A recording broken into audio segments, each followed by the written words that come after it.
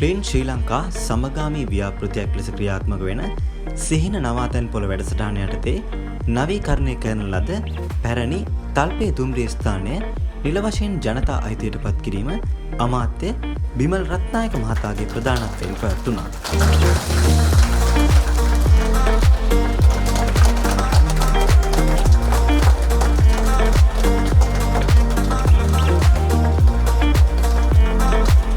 කොළඹ මාතර මුහුදුබඩ දුම්රිය මාර්ගයේ පවතින තල්පේ දුම්රිය ස්ථානය සංචාරක ආකර්ෂණය දිනාගත් දුම්රිය ස්ථානයක්.